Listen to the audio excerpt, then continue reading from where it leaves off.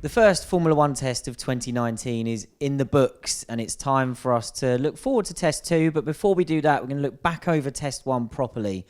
And we're going to crack straight into it. I've got Scott Mitchell and Ed Straw here with me to talk about what we've learned over the 4 days of running that we've seen so far.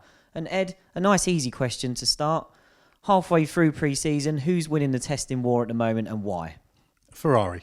Didn't top the timesheets overall, but looks very fast. If you adjust the times, there's different ways you can slice and dice it, but they're a few tenths up the road. We had them on adjusted times 3 tenths up the road, actually from Renault.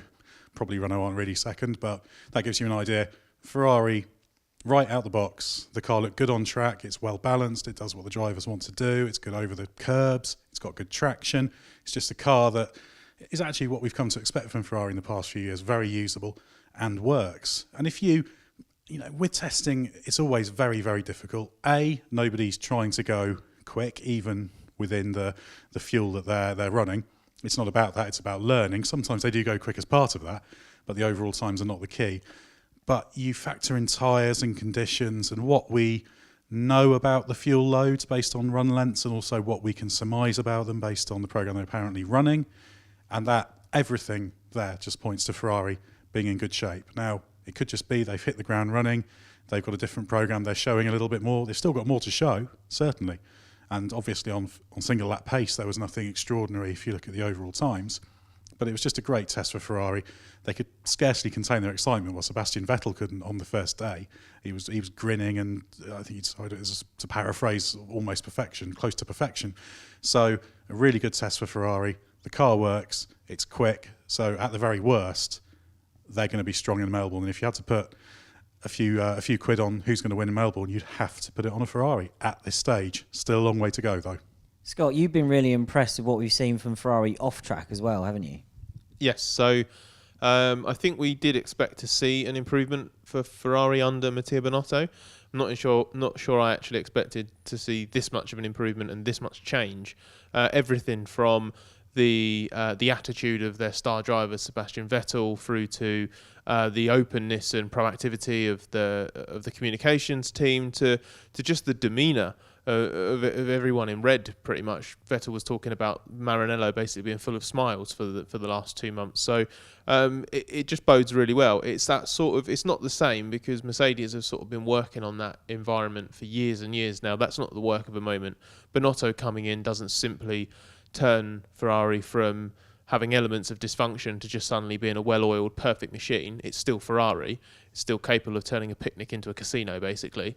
So, you like that, didn't you? Pulled that out of the top of my head. Very, very, very clever. It's Ferrari, so it's emotional. It's they're still going to be prone to mistakes, but it does look like the simple fact that Binotto's there now and everything looks good and that car looks pretty mega. It just seems to have turned around the vibe within the team and does seem to have helped lift their fortunes. So Ferrari out front, where do Mercedes and Red Bull fit into this picture at the moment? I think Ed's right. They're probably a couple of attempts back, but I don't think there's much to choose from between Merc and Red Bull, especially as Red Bull were working through a few different things this week. Mercedes sort of put more performance basically on the table on the last day, whereas Red Bull, the powder's still kept dry. It's all been about mileage for them, working through different things. The Honda engine has been supremely reliable in the back of the Red Bull and the Toro Rosso, so we're yet to see their full performance, but the way it's shaking out at the moment, I think you're going to have Ferrari just in front, certainly not too far in front where they can, take it easy, and Mercedes and Red Bull are going to be pretty damn close together. How do you see that looking, Ed? Well, Mercedes are certainly in the game. They didn't, however you look at the times, analyse the times, they didn't do anything that looked like it was on Ferrari's level.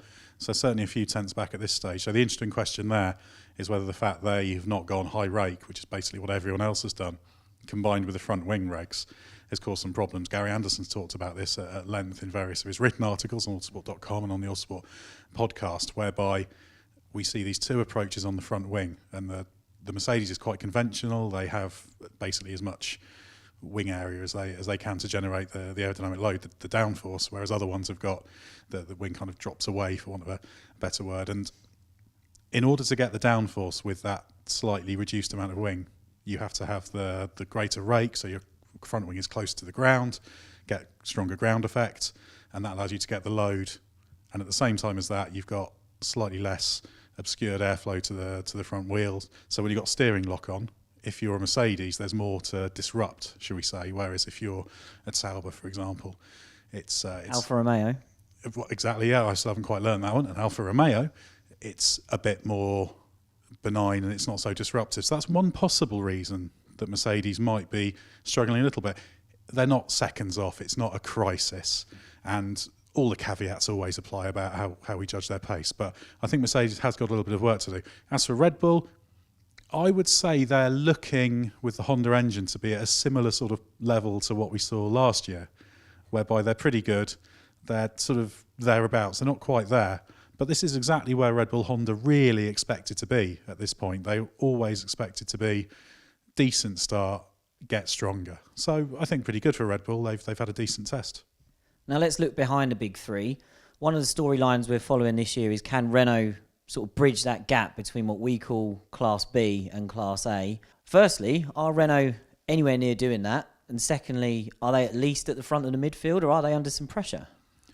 Renault started the test the first few days looking a little bit iffy.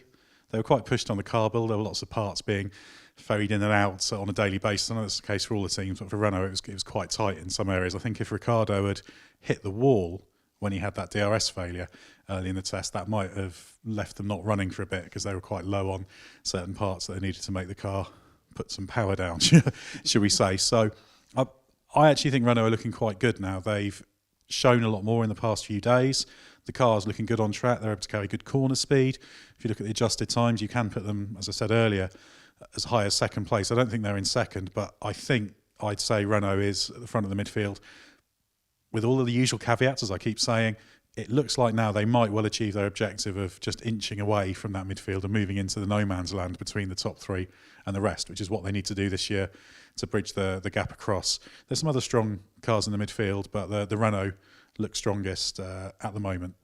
Scott, who are the standout midfield performers for you? Well, I think everyone's had their heads turned by the pace of the Alfa Romeo, not the Sauber, the Alfa Romeo, in the hands of both Kimi Räikkönen and Antonio Giovinazzi. The car looks good. There was an onboard that got put out of Räikkönen's best lap from day 3 of the test, and the car did look quite good. It wasn't perfect. It isn't a podium. He was pushing on that lap, wasn't he? Yeah, absolutely. It's not a podium finisher. It's not a podium challenger on, out and out merit race by race. But I think with the progress that we've seen from that team over the last 12 months, if they're starting from this good a base, given that we saw Renault maybe struggle to develop the way they wanted to last year, I don't see any reason why, even if Alfa Romeo start a little bit behind in that battle to be best of the rest, I don't see why they can't progress and start to put pressure on Renault in front. I think also, saying that, the Alfa Romeo did look good. A few times on track it looked a little bit skittish. I think it's a good car, but maybe it's not an absolute midfield standout at this stage. Alfa Romeo are going to be fine. They're going to have a strong season. But I think the Haas is a bit of a stealth midfield form car. It didn't show up brilliantly on the timesheets, but it looks really nice on track. Just like last year, really benign, stable. It's doing what the driver wants. When it's not breaking down, that is, I should say, because it did have some reliability problems. But I think the Haas actually is looking very much like it can be a front of the midfield contender, depending on whether Renault's kind of in the front of that midfield or if it breaks away off the front. But it does look close, and Haas, Renault possibly, depending on whether they're a bit further forward or there, Alfa Romeo all looking pretty decent. It's gonna be tight in that part of the field. Now, final question as we start to look ahead to Test 2 is, which teams from what we've seen this week need a much better Test 2? I'm going to quickly answer this one I'm going to pick Racing Point, because I think they've got an underdeveloped car, partly as a legacy of last year's financial problems, and I'm sure the development will come through the season. But they're also low on mileage if you exclude Williams. Obviously had a completely different test scenario. So I think they've got a lot of catching up to do, and it may take longer than the time between now and the Australian Grand Prix to do that. But you guys have picked a team each here that you think need a much better second test, so take it away. Well, I'm going with McLaren. First 2 days of testing, second place for Carlos Sainz, then Lando Norris. So some good headline lap times there, but as the test went on, others went faster, they slipped back down. the thing that concerns me a little bit about the McLaren, it's not terrible. I don't think they're in a massive crisis or anything, but we're starting to see some of that rear end instability that we saw last year. Not as bad as it was 12 months ago by any means, but you sort of looked at the car and you thought, yeah, it's not bad, but it doesn't look to me like a car that's going to be a real threat right at the front of the midfield at this stage. I think they could have certainly had a better test, and I think the feeling in the team is that, yeah, it's not a disaster. They've not had wheels falling off, and it's been relatively reliable, but I think they want more pace out of the car, so there's maybe more to understand in that car. But as it stands, I'm looking at McLaren sort of further down the order in the midfield than near the front of it. So I'd like to see a bit more pace, whether that's on long runs or if they do some more headline lap times on that, so they're higher at the timesheets. And I would like to see the car just looking a little bit more attached to the ground, shall we say. I don't think it's like last year when they finished sixth in the constructors, but the car was on average the ninth fastest in terms of how bad it is. But it could be that at the moment you can easily have them 8th, 9th place at the moment overall. So, yeah, we need to see some more from McLaren. But again, caveats, it's testing, 4 days in. We won't really see what they've got properly until Melbourne, but yeah, work to do. Now, Scott, I suspect that you've probably got a relatively obvious choice for the team that needs to make up some ground after this week. Yeah, and it's I'm sorry for fans of well-established teams in Britain that have got a nice little bit of heritage in F1. But yeah, it's Williams for obvious reasons. They did a day and a bit of testing. They're massively down on mileage. It's really bad. To be quite blunt, they've not had proper running in the car this week. Whatever running they have done has been compromised. So they basically go into next week effectively with a sort of shakedown on steroids basically done. That's basically what this week's been. So there's a lot to do. They've got a lot of validation work to do. They've got to try and work out which areas of the car maybe are undercooked and need quick development work. And also both Robert Kubica and George Russell have a lot of acclimatising to do. Kubica because he's preparing for his first season in F1 for years and years, and George because it's his rookie season in F1. So lots to do, even less time to do it in, and they're on the back foot as well. So it's not a pretty picture for them at the moment, and Test 2 could be make or break for how well their season starts.